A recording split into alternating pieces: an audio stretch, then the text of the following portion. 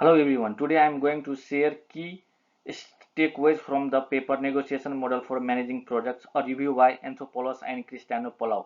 I will also walk you through a real-world example that shows which negotiation model works best and why. So let's dive in. So negotiation shows up everything in project management. Whether you are handling scope changes, delays, or tight budgets, conflict is a part of the process. But negotiation is not just a soft skill. It's a core strategy for solving problems and building consequences. And importantly, it helps preserve relationship that's critical teams who are working together long term. This paper reviews 5 key negotiation models, each with different strengths. First, Model A, the principal negotiation model from Harvard. It focuses on interests over position and uses tools like BATNA and objective standards. Model B, Hartley model.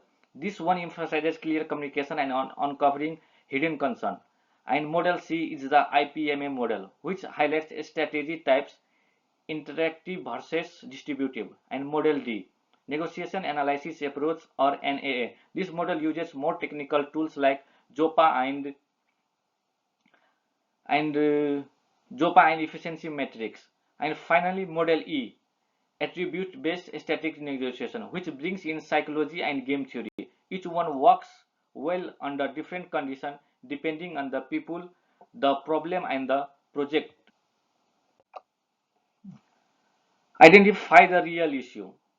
Project problems are really simple. A budget disagreement might actually include timeline or scope concern too.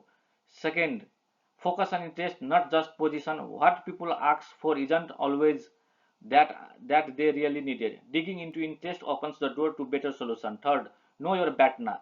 Use best alternative, gives you leverage and helps you avoid agreeing into a bad deal. Fourth, use objective criteria. Facts, standards, and benchmark reduce its bias and build trust.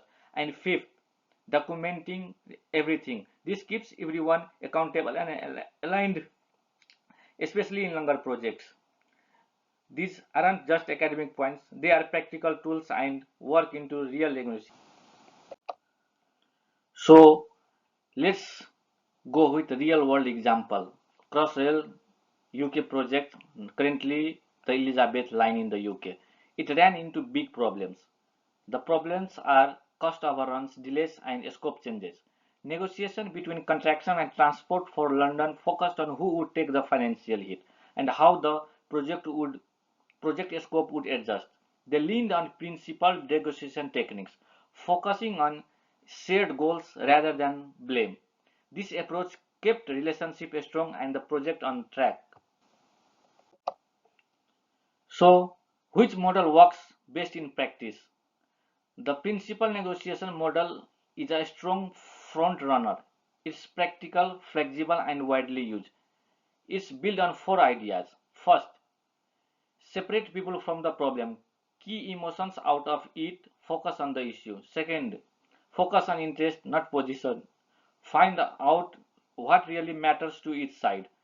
Third, create multiple options before choosing. This makes room for innovation and mutual gain. And fourth, the objective criteria, make sure decisions are based on facts, not feelings. But remember, no model is one size fits all. You might blend in techniques from the negotiation analysis approach for data-driven projects or use psychological insight from Model E, which emotions run high. Often the best negotiation starts with principle foundation and adapt based on situation. So, to wrap up, final thoughts.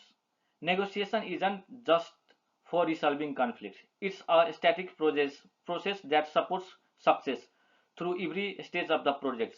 The principal negotiation model gives you a strong starting point, but combining ideas from multiple models give you a real ease. When you prepare well, understand people's interest, and focus on shared goal, you build stronger agreements, reduce friction, and deliver better outcomes. And next is the references. And thank you for watching.